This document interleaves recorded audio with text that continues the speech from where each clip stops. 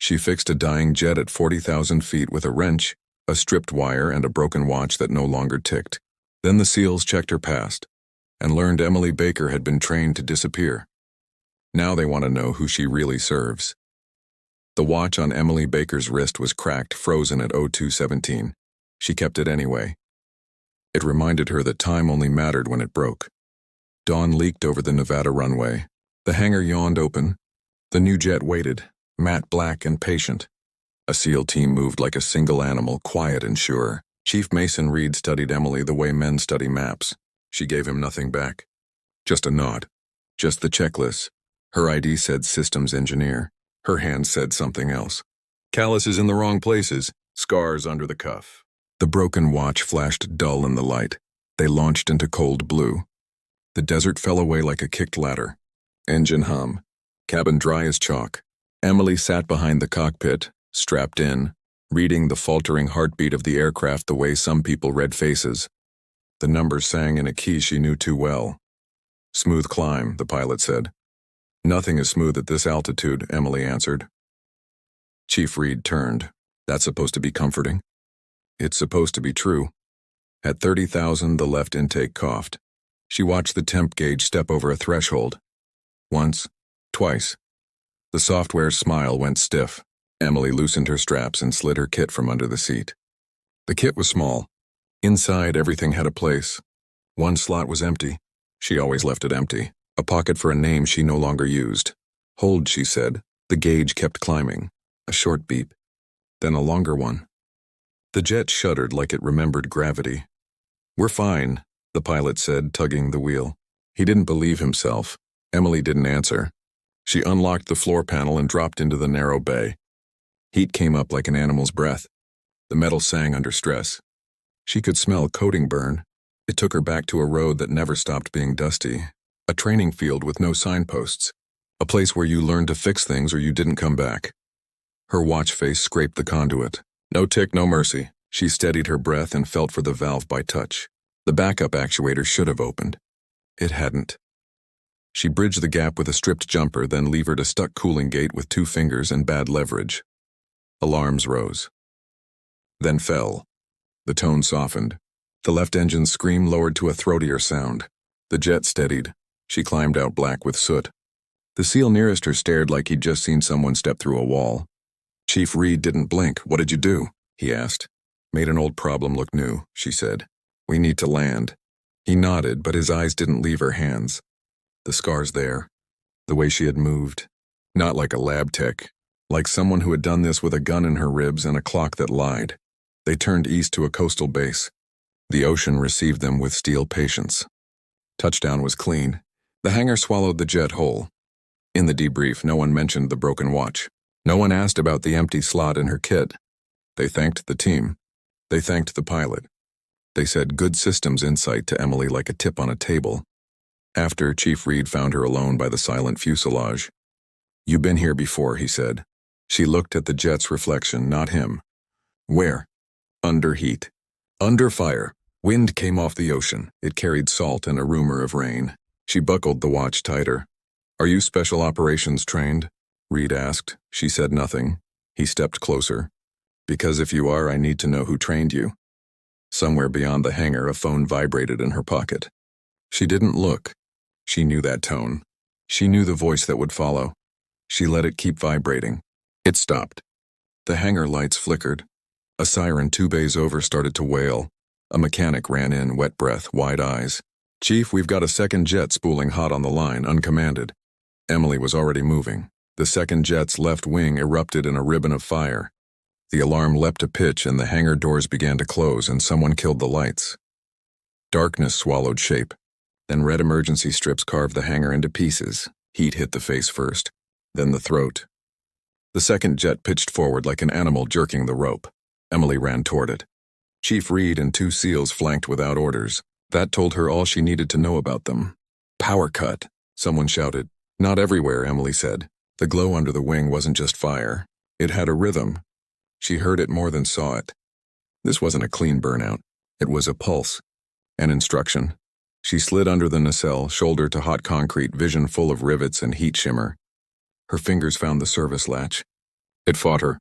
She fought back with a flat head and the kind of patience you only learn when patience once kept you alive. The latch popped. Behind it, a bundle of lines told a story no manual would print.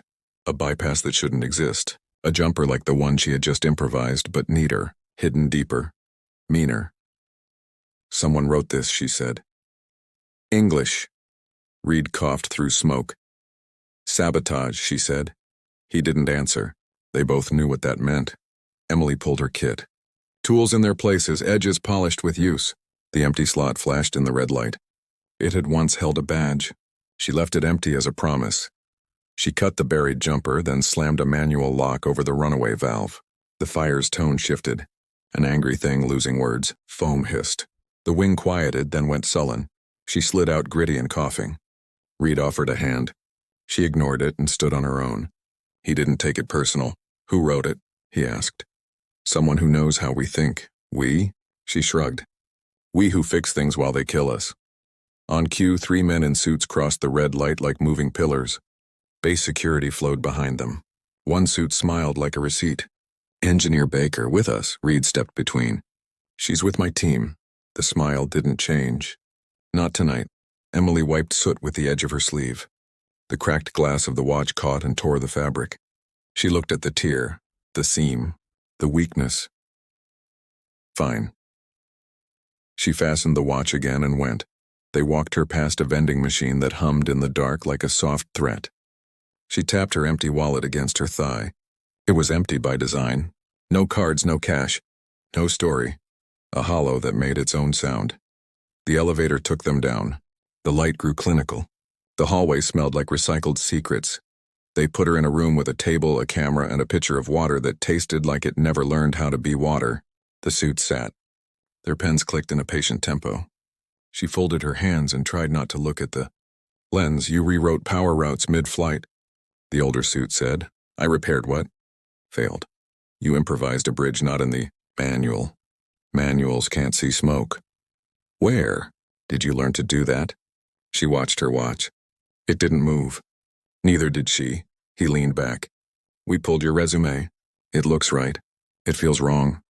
Maybe your hands are numb, she said. He didn't smile. He slid a photo across.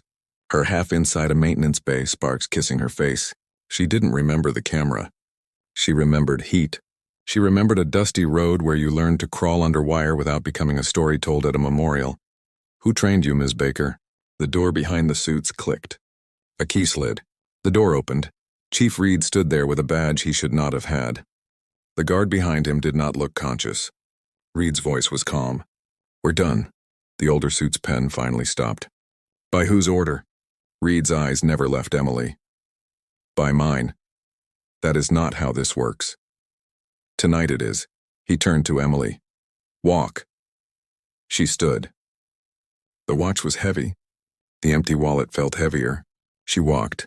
The hallway hummed with unslept machines. This is not smart, she said. I'll pass the word along, Reed said. They hit the stairwell. Reed kept his voice low. I saw the bypass. That wasn't panic. That was design. Agreed. Which means the first jet wasn't an accident. Agreed. Which means someone wanted you to show your hand. She stopped. Disagree. Why? Because someone already knows my hand, she said. And they just called it. Reed tilted his head. Who? The stairwell door above them opened. Boots hit metal. Not security, not friendly, they didn't speak. They moved. Down. Fast.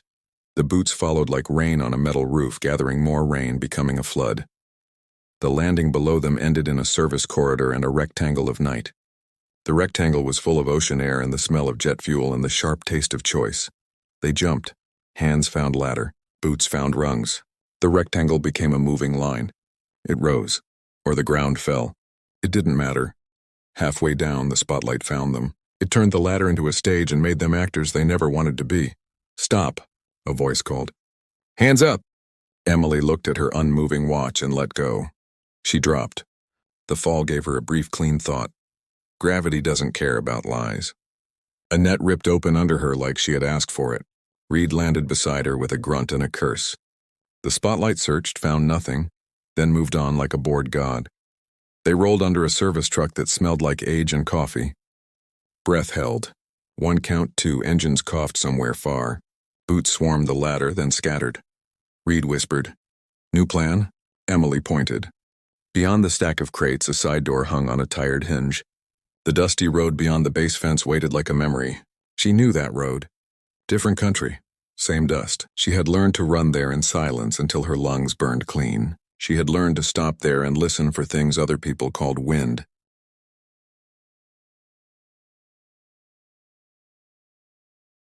They took it. The fence line broke at a drainage culvert. Reed lifted. Emily slid. Cold mud tried to right itself on her. She let it. Clean clothes were for people who had time. On the far side, reeds brushed their legs. The runway lights looked small and harmless. The sky was a blank sheet. A truck idled near the perimeter. The driver wore a uniform, but not the right one. Emily knocked on his door with a knuckle that still felt heat from 2 engines. He cracked the window. We closed. She held up the broken watch. Time's wrong, he blinked. You have a destination? Off the books. He sighed like a man who once owed someone a favor. Get in the back. They lay under a tarp that smelled like tires and salt. Reed whispered, I'm going to regret this. You already do, she said. He didn't argue. The truck hummed them out. The base lights fell behind. The road under them turned from concrete to dirt. The tarp flapped. The wind found the hole and wrote a cold line down her spine. She tried to make a list of names who could have written the sabotage. The list was too short to be safe. Reed said, I saw you look at the bypass like you recognized the handwriting. I did. Whose? She didn't answer. She listened to the road. It became the dusty road from before, a training loop in a country that didn't admit to owning it, a place where men with no names taught her to solder in a sandstorm and to move through a room already full of intent. Emily, Reed said. He made her name sound like a question and a warning. Project names change, she said. People do not. What were you called? Emily. Try again. She was about to say no when the tarp lifted. A hand came through like a knife. Reed pinned it. Emily slammed the elbow. The hand retreated. The tarp came off. Headlights from a trailing SUV shoved pain into their eyes. Down, Reed said, too late. The driver swerved. The truck fishtailed. The world became weight and noise. Emily grabbed the edge of the bed and rode the chaos the way you ride a hard landing. Loose, low, honest. The SUV kissed the bumper. Emily saw the muzzle flash and counted the shots. 3. Then 2. The driver yelled a prayer. The truck leapt a ditch and found asphalt again. The SUV lost them for a blink. It was enough for a choice now, Reed said. Emily rolled off the back with her kid hugged tight. The ground bit her and then forgave her. Reed followed. The truck kept going. The SUV chose the truck and chased. The road was theirs again. Dust rose like smoke. They lay in a field of scrub and held their breath. Crickets thought about singing, decided against it. Emily's watch face had a new crack. It still didn't tick. Reed exhaled. You have a place? A boat, she said. If the man who owes me hasn't sold it for fuel. Where? Follow the road until it runs out. Then trust the dark. They walked. The night did what nights do. Hid things that hurt and revealed things you needed only when you deserved them. The empty wallet thumped her thigh in a rhythm that said stop, then go, then stop. By dawn, the road gave way to a thin strip of dock and a boat too small for pride. The man on it had a face like someone who had been forgiven once and didn't intend to ask again. He saw her. He shook his head. You always come like thunder, he said. You always leave like rain, she said. Reed set his pack down. Are we doing poetry or running? Running, Emily said. They pushed off. The motor coughed, then cleared its throat. The ocean opened a door and let them in. Half a mile out, the man held up a sat phone. This woke me at 3, he said. For you. She took it, thumbed the single new message. A symbol, not words. A simple mark. A diagonal cut through a circle. She knew it. The first man who taught her to fix something without tools had carved it into a training table. He said it meant solve or die. Reed saw her face change. Bad? Personal. She flipped the phone over. Inside the battery compartment, a second message lay on paper so thin it felt like smoke. An address, a time, a floor. Los Angeles, Reed read. The tower, she said. Top floor. What's there? An answer. The man with the boat watched the horizon with the ease of someone who had made mistakes and survived. "You going to climb that high?" he asked. "If they built it, I can break it," she said. Reed looked at her broken watch. "You keep time with something that doesn't work." "It works," she said. "It tells me when to stop believing the hands." He nodded once. "Then what do we do when we get to the top floor?" "We fall," she said. The boat cut a line across the water. The city rose, glass asleep in early light. The tower waited like a dare, and the phone began to ring in her hand. Unknown number. No sound but ocean and engine. Emily let it ring until it stopped. It rang again. She answered. A voice she knew pressed through static. Calm. Precise. The kind of voice that could teach you to build a parachute while falling. "Baker," it said. "Do not come to the tower." She swallowed a dry taste. "You're late, instructor." "Names die first," he said. "Listen." Reed leaned close, but she held up a finger. The voice continued. "They baited you with the bypass. They want you on camera. They want your hands, and why? Your cadence. Your solutions. They want to build them. They test, they learn, then they sell." "Who?" "The people who kept my file after they burned the rest." Her throat tightened. "You burned." "Not all of me," he said. "Not for lack of trying." The call went dead. The boat engine cut. The man held up both hands. "Fuel," he said. "That's all the sea gave me." They drifted into a marina that smelled like old fish and fresh promises. Reed bought a car from a man who claimed it had never been underwater. It had salt on the pedals. They drove anyway. Downtown grew out of haze. The tower came into focus. Glass like ice. A blue that wanted to be trusted.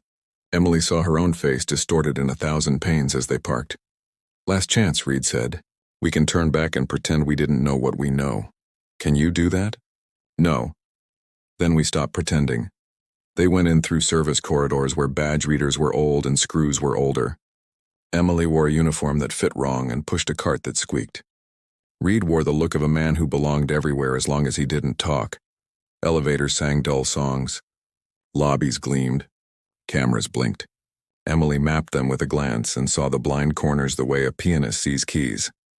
On the 57th floor, servers hummed cold hymns. The air tasted of ions and money. The top floor needed a separate key. Emily didn't have it. She had a screwdriver. She removed a panel like she had been invited. Reed blocked the camera with a clipboard and a bad drawing of a fish. The lock clicked. The door sighed. The top floor was quiet. Too quiet for a place that built futures. Long windows. A single table. A wall of machines that wanted to be invisible. "Stay close," she said. Reed stayed close. She crossed to the machines and saw the code as if it wore a uniform. Modular, elegant, arrogant. Underneath it, a seam. The seam wore a scar she knew. A diagonal cut through a circle, her instructor's mark, or someone copying it to hurt her. "You can take it?" Reed asked. "I can break it," she said. "But I want to see what it wants first." She set her kit down. The empty slot waited. She slid the broken watch off and placed it in that emptiness. The space felt less hungry for a moment. She pulled a cable and tethered the machine to a terminal they had not planned to touch. The screen woke, it warmed. It asked her a question without text. Solve or die. "Cute," Reed said. She answered without typing. She answered with sequence. With timing, with habits learned on a dusty road where you didn't get a second try. The machine responded like a pupil who loved a teacher and planned to surpass her. A door opened behind them. Reed turned, hand under his jacket. Emily didn't turn. She watched the screen write a figure in light. It was her, not her face. Her choices, the rhythm of her thinking. Echoes of repairs and reroutes in a particular way of trusting friction over theory. "Step away," a voice said behind them. She knew that voice too. She looked. The man from the call, older, thinner, eyes like knives left in water too long. He wore a suit that did not belong to him. Security stood behind him, relaxed, like the guns in their hands were jewelry. "You told me not to come," she said. "I told you the truth," he said. "You came anyway." Reed looked between them. "Friend or teacher," she said. Once the man agreed. "Now I am the man who kept you alive by lying to you." "Who hired you to lie?" Emily asked. He didn't answer. He glanced at the screen. "They needed your blueprint. They needed what you do when your watch stops. They tried to build it. They failed. So they forced your hands on camera. Last week, today, tomorrow, why not take me? Because then you stop being you. They want the way you solve the moment before you survive. They want your mercy for machines that won't use it. Who is they? He moved his eyes toward the ceiling. Higher than this floor. Lower than your patience. Reed edged toward the window. A helicopter had decided to be interesting in the distance. Emily tracked it without moving her head. Help us break it, she said. Her teacher's mouth tilted. I tried to do worse. I tried to build it better. One day I woke up and found an empty wallet on my desk. No ID, no cash. Just a note that said, start over or stop breathing. I started over. I still breathe. Then help me end it. He closed his eyes a long second. When I tell you to run, do not argue. Make it worth running, she said. He stepped to the terminal, fingers slower than they used to be, but crueler. Lines shifted. Doors that looked like walls became gaps. He handed her a drive small enough to swallow. Drop this into anything that looks important, he said. Then leave. Will it kill?